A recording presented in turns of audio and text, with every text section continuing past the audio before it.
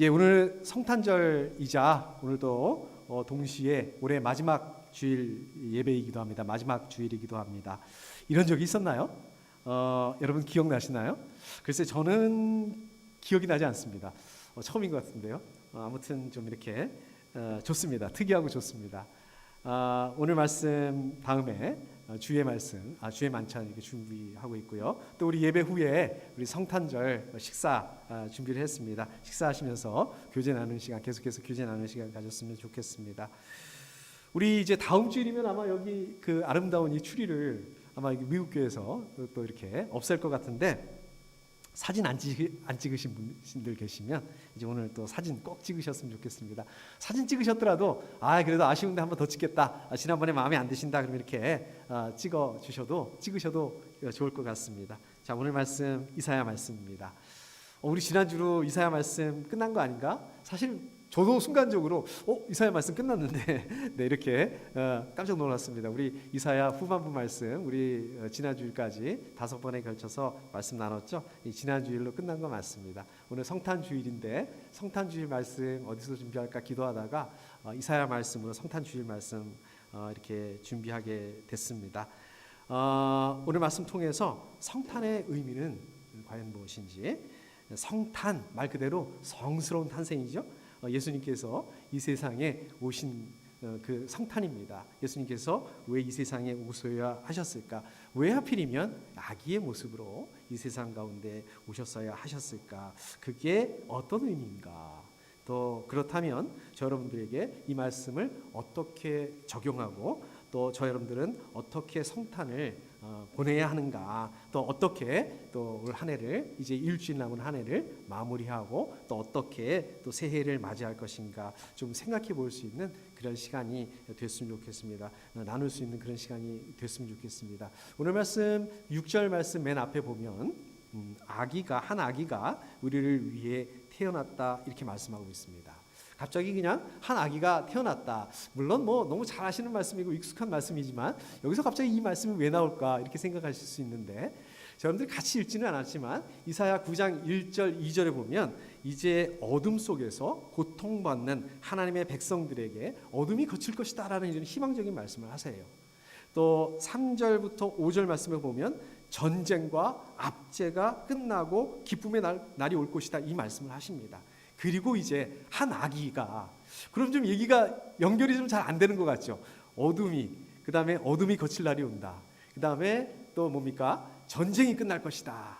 그 다음에 한 아기가 태어날 것인데, 이제 이렇게 얘기가 나오니까 좀 이게 말이 안 맞는 것 같기도 하고 이게 어떻게 연결이 될까 이렇게 생각해 볼 수도 있습니다. 사실 저 여러분들이 같이 읽은 우리 새번역, 개역개정도 마찬가지입니다. 우리 한국어 성경에는 나와 있지 않지만 원어 성경에 보면 요 6절 말씀이 접속사로 시작을 합니다. 우리 영어 성경으로도 마찬가지죠. 왜냐하면이라는 이 접속사로 시작을 합니다. 자, 그러니까 어떻게 됩니까? 3절부터 아까 5절에서 이제 전쟁과 압제가 끝날 것이다. 왜냐하면 이렇게 연결이 되는 거죠. 왜냐하면 한 아기가 우리를 위해 태어나기 때문에 이렇게 연결이 되는 것입니다. 그러니까 아까 1절부터 5절까지 굉장히 희망적인 말씀, 그 어둠과 또 압제를 이제 몰아내고 그 다음에 빛과 기쁨이 넘치게 할 것이다. 이 빛과 기쁨, 그것은 바로 이 오실 메시아 때문이다. 이렇게 되는 거죠. 저희들 이렇게 알고 계시는 그 말씀입니다. 잘 알고 계시는 말씀입니다. 여러분들 기억나시나요? 몇 년 전에 저희가 이사야 말씀 이 부분 가지고 말씀 나눴거든요. 이사야 그 전반부 앞부분 가지고 말씀을 나눴는데 그 배경을 조금 보실 필요가 있습니다. 상황을 좀 보실 필요가 있습니다. 그 당시 남왕국 유다를 중심으로 해서 이렇게 상황을 보다 보면 좀 이렇게 국제 정세가 굉장히 급박하게 돌아가고 있는 그런 상황이었습니다. 그 남왕국 유다를 중심으로 해서 동북 쪽이죠. 갑자기 그 신흥 강대국이 하나 나타납니다. 여러분 잘 아시는 것처럼 어떤 나라입니까? 아시리아죠. 아시리아가 나타납니다. 근데 얼마나 강하냐면 그 마치 진공청소기 같은, 이건 제 느낌이에요. 그냥 진공청소기 같은, 그냥 다 빨려 들어가는, 그러니까 주변에 있는 나라를 전부 다 정복해 버립니다. 그냥 아시리아한테 걸리기만 하면 전부 나라가 멸망하게 되어 있습니다. 근데 이게 그 어떤 그냥 중구난방으로 이 아시리아가 나라를 정복하는 게 아니라 어떤 한 방향을 향해서 정복을 해가고 있는데 어느 쪽이냐? 남서쪽을 향해서 가고 있습니다. 자, 그러면 왜 아시리아가 남서쪽에 있는 나라들을 전부 다 이렇게 점령하고 있을까요? 왜 그러냐면 남서쪽에 어떤 나라가 있냐면 거기에 끝에 이집트가 있거든요. 이집트 어떻습니까? 굉장히 비옥한 영토를 가지고 있는 나라죠. 그 다음에 아주 기후가 좋은 나라죠. 역시 남쪽에 있는 강대국입니다. 이 이집트를 정복해야만 진정한 이 지역의 주인이 되는 거 아니겠습니까? 그래서 아시리아가 이집트를 향해서 그 있는 나라들을 전부 정복하면서 이렇게 그 방향을 향해서 나아갑니다. 그런데 이 동북쪽이니까 이 남서쪽으로 오는 그 길에 어떤 나라들이 있었냐면 해필 어떤 나라가 있었냐면 바로 시리아. 비슷하죠? 이름이 아시리아, 시리아. 우리 그 개역 성경에 보면 아람이라고 나오는 이 나라가 바로 시리아죠. 그리고 북왕국 이스라엘이 있었습니다. 길목에 이렇게 있었어요. 그러니까 시리아하고 북왕국 입장에서는 어떻습니까? 당연히 긴장이 되죠. 긴장할 수밖에 없습니다. 이거 아시리아가 쳐내려오겠는데 우리도 쳐들어오겠는데 어떻게 하면 아시리아를 막아낼 수 있을까? 아시리아 너무 강하고 너무 강대국이니까 너무 세니까 힘이 너무 세니까 힘을 모읍시다. 그래서 시리아하고 북왕국 이스라엘이 동맹을 맺습니다. 그리고 이 시리아 북왕국 이스라엘 바로 밑에가 어느 나라가 있는 거예요? 남왕국 유다가 있는 거예요. 그 남왕국 유다, 너네도 같이 우리 동맹을 맺었는데 너네도 같이 동맹을 맺자. 같이 동맹을 맺고 우리 아시리아하고 싸우자. 아시리아를 막아내자. 이렇게 제안을 합니다. 자, 그런데 남왕국 유다 입장에서 가만히 보니까 이거 아시리아가 너무 세거든요. 이게 아무리 시리아하고 북왕국 이스라엘이 동맹을 맺고 아시리아하고 싸운다 이렇게 싸워봤자 이게 승산이 없어 보입니다. 그냥 차라리 이 두 나라 말고 아시리아 편을 드는 게 더 나을 것 같다 이렇게 판단을 내립니다. 그래서 남왕국 유다는 북왕국 이스라엘 시리아가 동맹을 하자는 그 제안을 거절해버려요. 우리 안 하겠다 이렇게 얘기를 합니다. 자, 이제 시리아하고 북왕국 이스라엘 고민이 생길 수밖에 없죠. 자, 이게 동북쪽에서 아시리아가 쳐들어와요.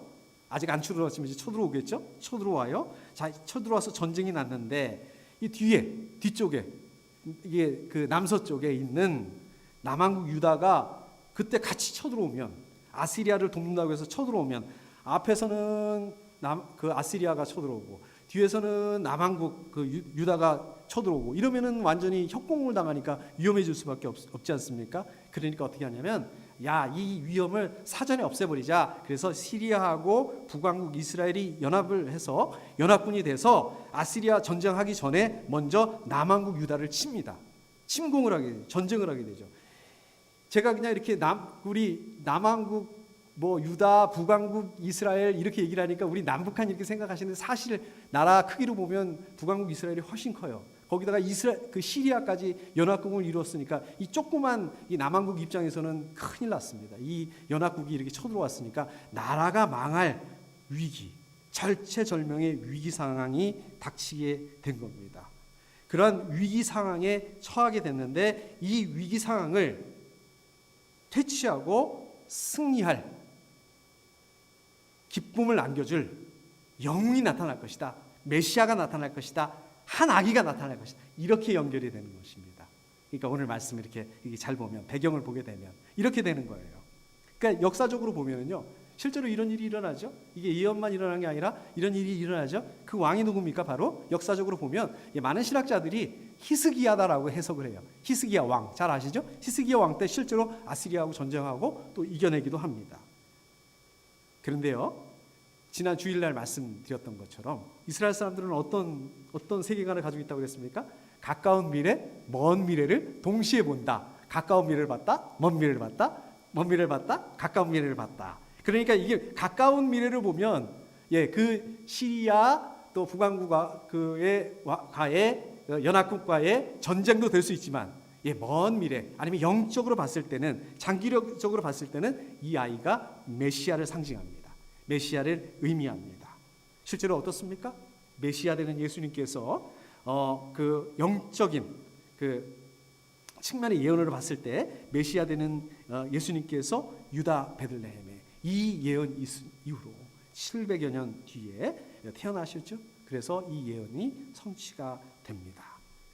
그러면 궁금한 거, 늘 궁금하죠. 저는 이게 늘 궁금했습니다. 아니 메시아가 왜 하필 아기로 한 아기가 이렇게 왜 아기로 태어나야 하셨을까요? 그냥 차라리 그 뭐라 그럴까요?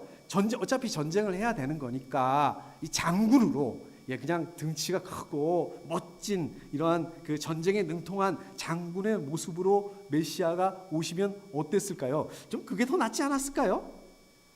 이유가 있습니다. 아기로 오신 이유 두 가지로 제가 정리를 한번 해봤습니다. 첫 번째, 메시아가 성육신하실 것이라는 의미입니다. 그러니까 영존하시는 하나님의 아들, 하나님의 성자께서 사람의 아들로 이 땅에 태어나실 것이다. 무슨 의미입니까? 신성을 가지고 있는 존재이지만 하나님이신 존재이지만 성육신을 통해서 인성을 가지게 될 것이다. 사람이 될 것이다. 자, 두 번째 이유, 메시아께서 어떤 방식으로 구원을 이루실 것인가, 이것을 보여주는 의미이기도 합니다.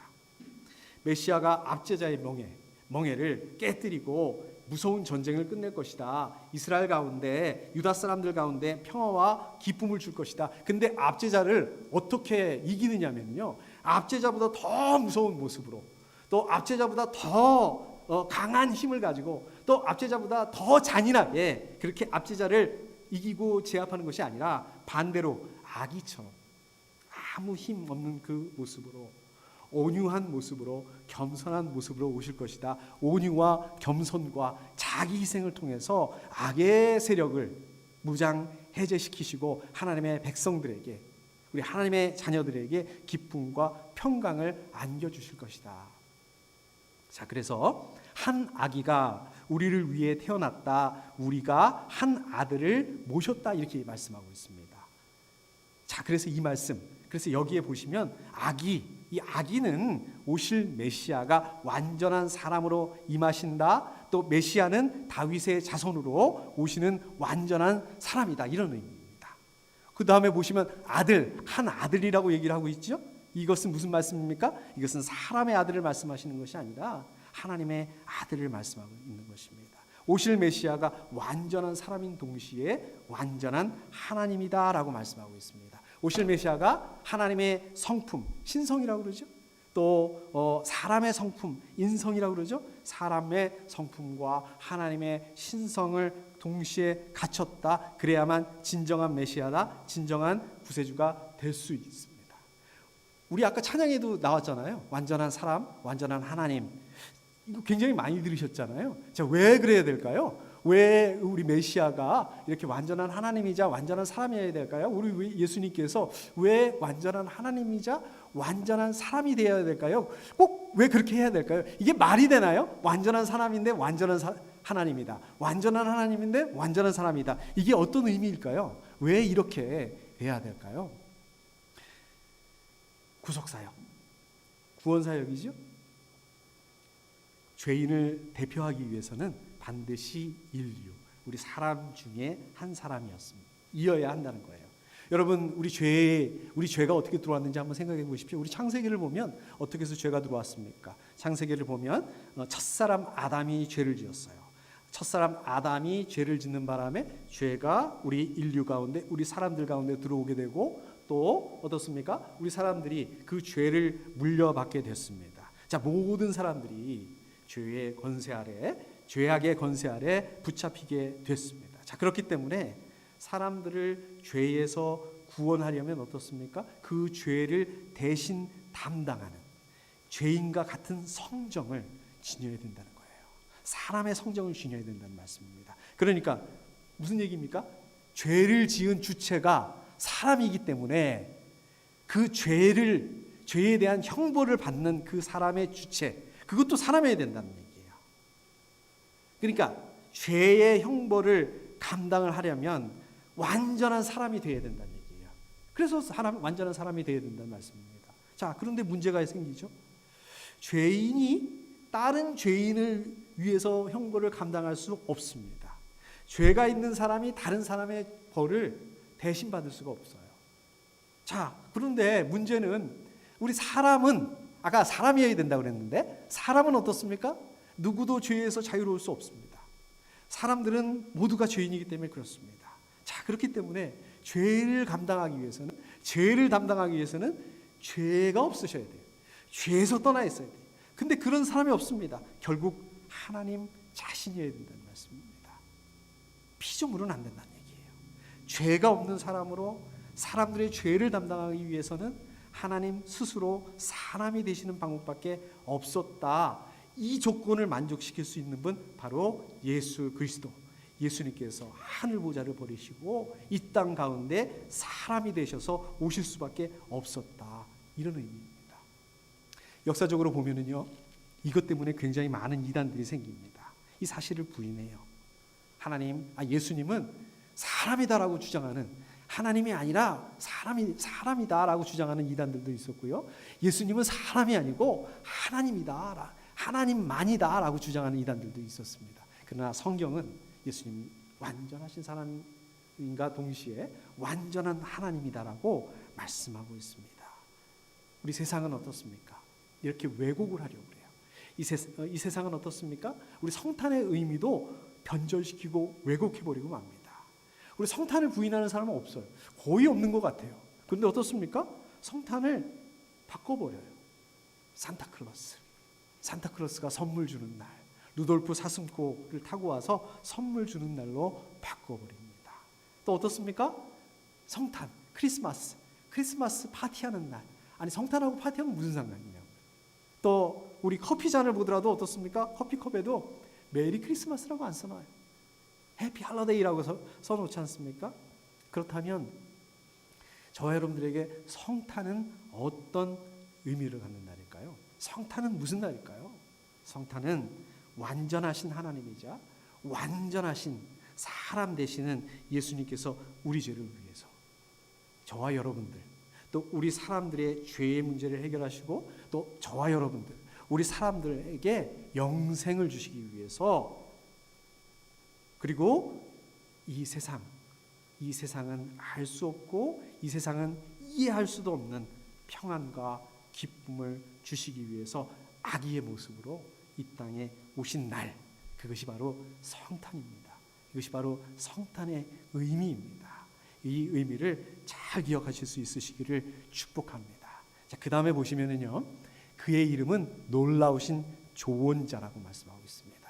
메시아의 속성에 대해서 말씀하고 있는 거죠. 메시아의 특징에 대해서 말씀하고 있는 거죠.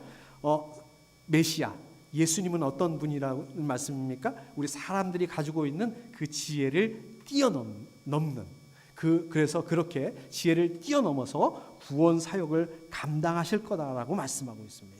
예수님께서 우리 사람들에게 찾아오셨는데요, 우리 사람들이 누구도 대답해 줄 수 없는 인생의 본질적인 문제에 대한 답을 가지고 오셨다는 말씀입니다. 어떤 것이 있을까요? 예를 들자면 우리 죽음의 문제, 우리 사람이 답할 수가 없어요.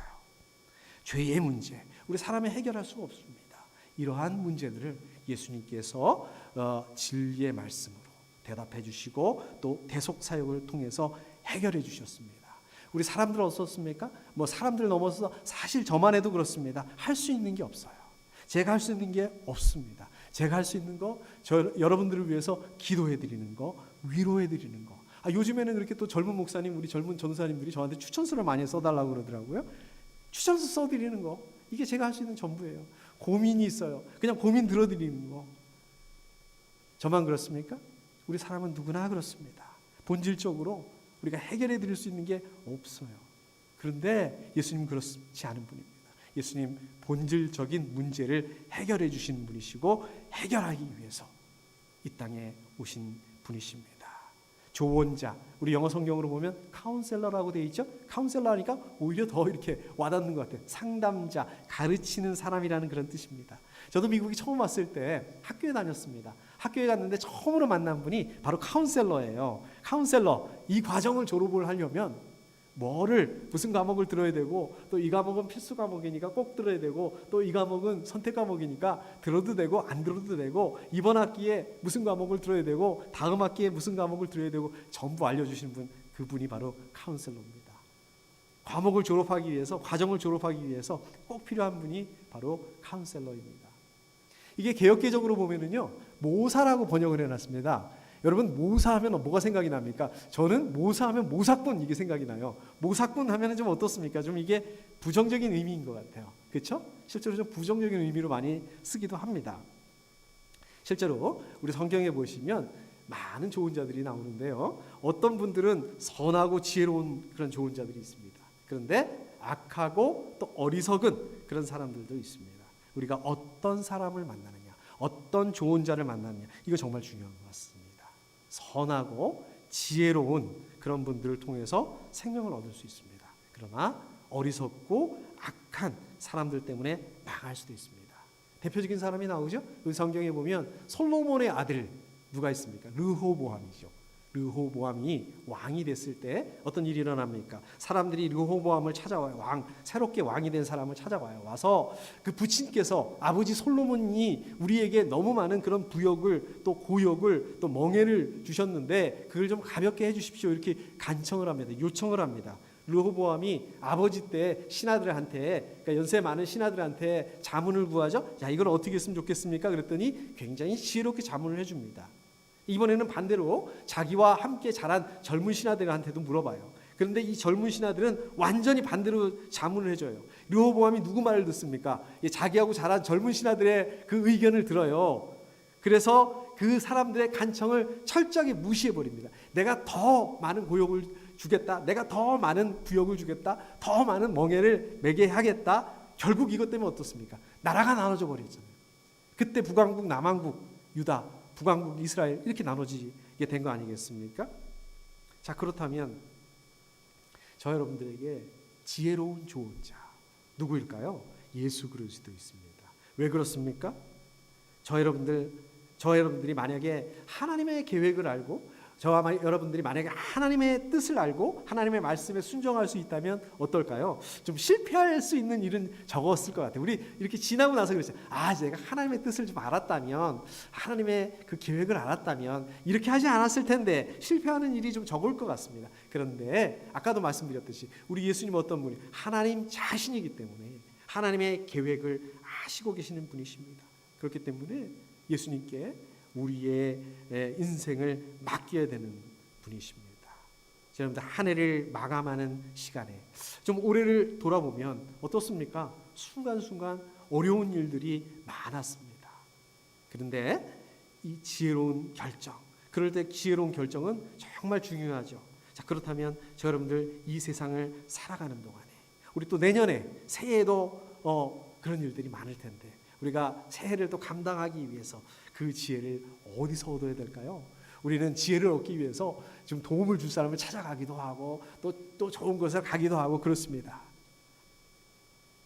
하나님께서 저 여러분들에게 가장 좋은 자, 가장 지혜로운 좋은 자를 허락하셨습니다.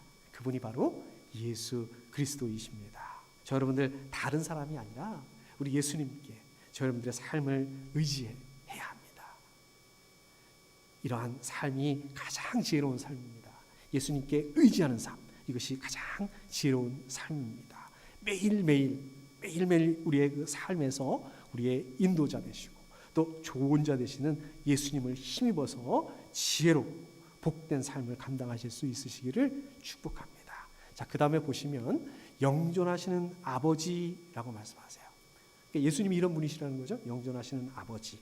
아버지 하면 뭐가 생각이 납니까? 우리 육신의 아버지를 생각나시죠? 근데 그 당시 사람, 우리 이사야 시대의 사람들은 아버지 하면 그 육신의 아버지라는 의미뿐만 아니라 보호자라는 그런 의미를 가지고 있었다고 합니다. 그렇게 생각을 했다고 합니다. 그래서 실제로 우리 성경에 보면은요, 왕을 아버지라고 표현하는 경우들이 많이 나와요. 아니, 왕인데 왜 아버지라고 얘기를 할까? 지가 왕자도 아니면서, 지가 공주도 아니면서 왜 왕한테 아버지라고 호칭을 할까? 그런 호칭들 가끔 보시죠. 우리 성경에 보면 그게 보호자이기 때문에 왕한테 그렇게 표현을 한다는 거예요.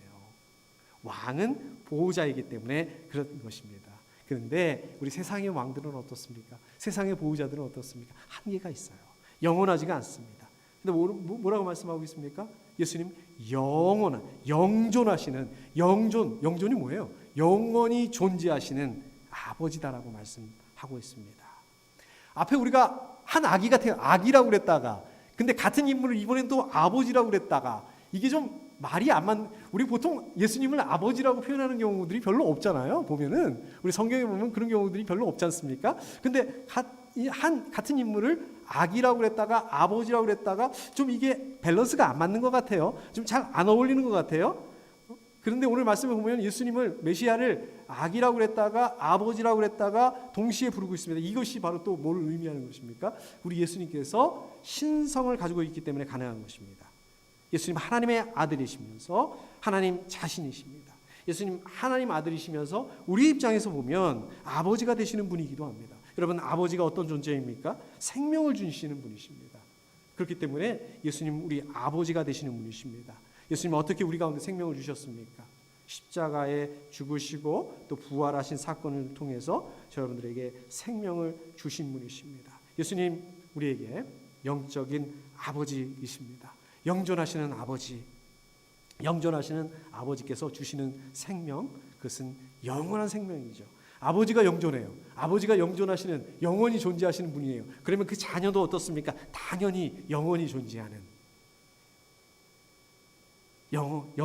영원히 존재할 수밖에 없는 그런 존재입니다. 이것이 바로 은혜입니다. 우리가 이 은혜를 기억하고 나누실 수 있으시기를 축복합니다. 자, 마지막으로 평화의 왕이라고 불릴 것이다. 여러분, 이 평화는 여러분 잘 아시는 것처럼 우리 히브리어로 뭡니까? 히브리어 다 모르시는데 하나 딱 아시는 거 있으시죠? 샬롬입니다. 샬롬. 샬롬은 어떤 상태냐면 전쟁이 없는 상태예요. 평화 상태예요. 어찌나 전쟁이 많았든지, 그 시대에는 어찌나 전쟁이 많았든지 전쟁이 없는 상태, 평화 상태, 이게 샬롬입니다. 그리고 또 우리 개인이나 공동체에게 필요한 것들, 그것이 다 충족된 아주 이상적인 상태, 이게 샬롬입니다. 자, 이 세상에는 어떻습니까? 실제로는 갈등, 전쟁, 반목, 불화가 끊이지 않습니다. 지금도 우리 전쟁이 일어나고 있잖아요. 우크라이나, 러시아 간에 전쟁이 일어나고, 또 뭐 전쟁까지는 아니지만 몇 년 동안 우리 미국하고 중국하고 또 이렇게 그 반목 상태입니다. 또 우리 사람들 가운데도 뭐 좋다, 평화롭다라기보다는 또 뭐 불화, 이런 경우들이 많이 있습니다. 끊이지 않습니다. 근데 우리 예수님께서 가지고 오실 새 하늘과 새 땅, 우리 지난주일 말씀 나눴죠. 새 하늘과 새 땅, 모든 것이 완전해져서 거기에서는 싸움도 없고 반목도 없고 또 갈등도 없을 것이다. 모든 게 충족된 완전한 상태가 될 것이다 라고 말씀하고 있습니다. 우리 누가복음 2장 14절에 이렇게 말씀하죠. 제가 한번 읽어보겠습니다. 더없이 높은 곳에서는 하나님께 영광이요, 땅에서는 주님께서 좋아하시는 사람들에게 평화로다. 하늘에서 하나님의 영광이 이 땅에서 예수님을 통해서 평화로 임하시게 되었다는 말씀입니다. 요한복음 14장 27절 말씀에 보면 나는 평화를 너희에게 남겨준다. 나는 내 평화를 너희에게 준다. 내가 너희에게 주는 평화는 세상이 주는 것과 같지 않다라고 말씀하고 있습니다. 평화를 남겨주신다. 평화를 주신다. 무슨 말씀입니까? 예수님 평화의 왕이시기 때문에 가능하신 것입니다. 우리가 성경을 보면 실제로 예수님께서 오셨을 때 이러한 평화가 있었나요? 사실은 반대입니다. 별로 평화롭지 못했어요. 어떤 일이 일어났습니까? 더 혼란, 더 어려움들이 많이 일어났습니다. 마치 잔잔하던 호수에 돌을 던지는 것처럼 소동이 일어나고 그랬습니다. 여러분, 예수님 태어날 때 어떤 일이 일어났습니까? 헤롯이 예수님을 죽이려고 2살 이하 어린아이들을 전부 무참하게 학살을 했습니다. 또 예수님께서 복음을 전하기 시작하니까 사람들이 둘로 갈라지는 거예요. 이 복음을 받아들이고 또 믿는 사람들이 있는가 하면 반대하는 사람들로 나누어서 갈등하기 시작했습니다. 여러분, 이게 평화입니까? 이걸 어떻게 평화라고 말씀할 수 있겠습니까? 또 복음을 듣는 사람들 그 가운데서도, 복음을 듣고 믿는 사람들 가운데서도 갈등에 빠지기 시작했습니다. 이거 술을 마셔야 되나 말아야 되나, 담배를 끊어야 되는데 끊기는 힘들고 갈등이네. 평화롭지가 않습니다. 주일날 좀 쉬고 싶은데 쉬지 못하고, 예배 드리러 교회도 가야 되고, 피곤한데 우리 또 성경 공부해야 되고, 또 우리 성경 말씀 읽고 생각을 짜내서 또 우리 카톡방에다 올려놓고, 이것도 정말 일인 것 같아요. 그런데 여러분, 예수님 믿게 되는 것 때문에 삶이 편안해지기는커녕 삶이 더 어렵고 힘들어지기도 합니다. 예수님 믿는다는 것 때문에 박해받고 어려움을 당하고 또 시련을 감당하는 삶을 살아야 될 수도 있다는 것입니다. 자, 여러분들 이렇게 편안하게 뭐라 그럴까요? 좀 고상하게 우리 예수님 믿습니다. 그런데 지금 이 시간에도 우리 모슬렘권에서 예수님을 믿는 분들은 정말 말 그대로 목숨을 내놓고 정말 목숨을 걸고 우리 예수님 믿을 수밖에 없습니다. 하나님 믿을 수밖에 없습니다. 예수님께서 저와 여러분들에게, 우리들에게 그냥 육신적인, 육체적인 편안함을 주시기 위해 이 세상에 오신 것이 아니에요.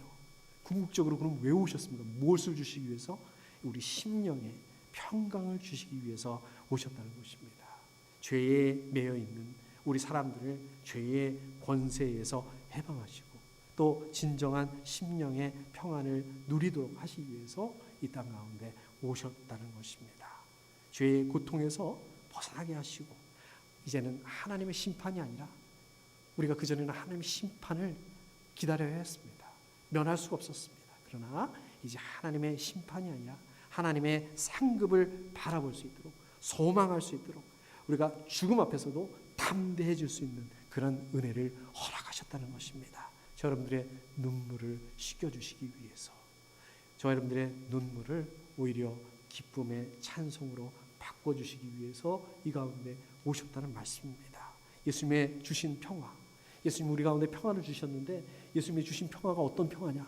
이 세상이 알 수도 없고 이 세상이 이해할 수도 없고 이 세상이 줄 수 없는, 이 세상에서 찾을 수 없는 그러한 평화를 주시기 위해서 이 가운데 오셨다는 말씀입니다. 평화의 왕으로 오셨다는 말씀입니다. 말씀을 정리하도록 하겠습니다. 오늘 성탄절 예수님께서 이 땅에 오신 날입니다. 예수님 이 땅에 오신 이유가 뭘까요? 우리 방금 전에 나눴는데 이 땅에 왜 오셨을까요? 성탄의 의미는 뭘까요? 자, 그렇다면 우리는 어떻게 해야 될까요? 우리는 어떤 삶을 살아야 될까요? 우리는 뭘 해야 될까요? 간단합니다. 감사하고 묵상하는 그런 시간을 가지실 수 있으시기를 소망합니다. 이제 2022년 시작한 게 진짜 엊그저께 같은데 마지막 주일입니다. 이번 주간 마지막 주간이죠. 사실 이렇게 돌이켜 보면은 그때는 참 막막하기도 하고 참 걱정이 태산이었어요. 그랬습니다. 그랬던 때도 있었습니다. 근데 이렇게 돌이켜 보면 참 은혜로 지나갔구나. 감사할 수밖에 없습니다. 지난 주일 우리 말씀 때도 나눴지만 우리 하나님 믿지 않는 사람들은 이런 얘기를 많이 해요. 증거를 대. 하나님이 있다는 증거를 대. 하나님 어디 있어? 하나님 좀 보여줘. 그럼 내가 하나님 믿을게. 이런 얘기를 많이 합니다. 어떻게 보여드릴 수 있을까요? 우리 하나님 어떻게 보여드릴 수 있을까요? 바로 이렇게 신실하게 인도하시는 하나님, 우리의 삶을 통해서 우리를 이렇게 인도하시는 하나님을 믿지 않는 사람들에게 하나님을 보여드릴 수는 없습니다. 하나님 직접 보여드릴 수는 없지만 저 여러분들의 믿음의 삶을 통해서 저 여러분들의 믿음의 고백을 통해서 하나님을 보여드릴 수 있어요. 하나님을 경험할 수 있게 된다는 말씀입니다. 자, 이번 주가 지나면 이제 또 한 해가 시작이 되죠. 새해를 맞게 되죠. 우리 집사님들 제가 하시는 말씀 이해합니다. 공감합니다. 에이 뭐가 좋아. 또 한 살 먹는 건데 저도 그런 느낌이 들어요. 자, 그런데 우리 생각을 한번 바꿔보시자고요. 이제 일주일밖에 남지 않았어요. 남은 일주일 동안에 그냥 막 아쉬워하고 안타까워하고 이렇게 보낼 수 있습니다. 우리가 한 해를 이렇게 보낼 수 있습니다. 근데 반대로요, 소망을 가질 수도 있어요. 또 이제 새해가 시작이 되는구나. 기도로, 말씀으로, 예배로 한 해를 보내고 새해를 맞을 수도 있습니다. 누구한테 달려 있습니까? 이게 저와 여러분들한테 달려 있는 거예요. 어떤 것을 택하느냐? 이것은 저와 여러분들의 몫입니다. 제가 바라기는, 제가 소망하기는 저 여러분들이 그냥 뭐 아쉬워하고 한탄하고 이게 아니라 기도와 말씀과 예배로 승리하실 수 있으시기를 소망합니다. 평화의 왕 되시는 우리 예수님께서 주시는 평화, 그 평화는 어떤 평화입니까? 우리 세상이 알 수도 없고 이 세상이 줄 수 없는 그러한 평화를 주신다고 말씀하셨잖아요. 이 평화, 예수님이 주시는 이 평화를 누리실 수 있으시기를 소망합니다. 여러분 사랑하고 또 축복합니다. 우리 함께 기도하겠습니다.